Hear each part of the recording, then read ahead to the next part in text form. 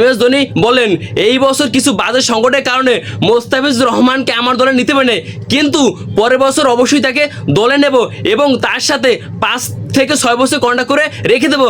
তার কারণ মোস্তাফিজের কাটার, ডেট ওভারের নিখুঁত বোলিং একেবারেই আলাদা, তার সামনে সবাই দোষী পড়ে যায়। এবং দেখুন এই মোস্তাফিজুর রহমানকে নিয়ে IPL বিতর্ক, টি-20 বিশ্বকাপ বিতর্ক, এই মোস্তাফিজুর রহমানের জন্য বাংলাদেশ ক্রিকেট দল বিশ্বকাপ খেলে নেয়। একবার চিন্তা করেন, মোস্তাফিজকে IPL থেকে অপমান করছে, ইন্ডিয়া থেকে অপমান করছে, তার জন্য বাংলাদেশ ক্রিকেট দল তারা ইন্ডিয়াতে বিশ্বকাপ খেলতে আসেনি। এটা হচ্ছে মোস্তাফিজুর রহমানের পাওয়ার। এবং দেখুন বর্তমানের IPL এর মান কতটা কমে গেছে। এবং দেখুন বাংলাদেশের যত দর্শক সবাই এখন PSLটাকে ফলো করে, তার কারণ হচ্ছে PSL এ বর্তমানে বাংলাদেশের 6 জন প্লেয়ার পাকিস্তান সুপার লিগ খেলতেছে, তার জন্য এখন সবাই IPL বয়কট করছে।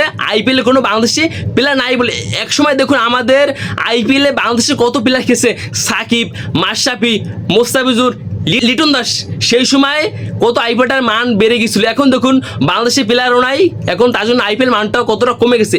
একবার দেখুন এক মোস্তাফিজুর রহমানের জন্য তারা বিশ্বকাপ খেলে নেয়। এখান থেকে বুঝুন এই মোস্তাফিজুর কতটা পাওয়ার। মোস্তাফিজুর রহমানকে একেবারে অন্যায়ভাবে বাদ দিয়েছে কলকাতা এবং BCCI। এই মোস্তাফিজ তো তিনি দীর্ঘদিন ধরে IPL খেলেছে, তিনি আমার টিমে 2024 সালে খেলছে।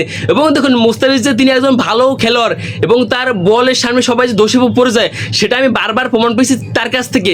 এবং দেখুন মোস্তাফিজুর রহমান তিনি 2016 সাল থেকে IPL ক্যারিয়ার শুরু করে, সেই সময় কোনো সমস্যা নাই, কিন্তু দীর্ঘ 10 বছর পরে কিসের শেষ সমস্যা এই মোস্তাফিজুর রহমানকে নিয়ে।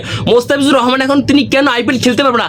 আমার কথা হচ্ছে একটাই, আমার BCCI এর কাছে একটাই প্রশ্ন, আমরাই বলছে MS ধোনি মোস্তাফিজুর রহমান এখন কেন IPL খেলতে পারবে না? এবং দেখুন মোস্তাফিজুর রহমান প্রায় 10 কোটি টাকায় বিক্রি হয়েছে IPL এর নিলামে। বাংলাদেশের ইতিহাসে এটাই হচ্ছে সবচেয়ে হাইয়েস্ট বাজেট। এটাই কিছু কলকাতার মানুষের সহ্য হয় নাই।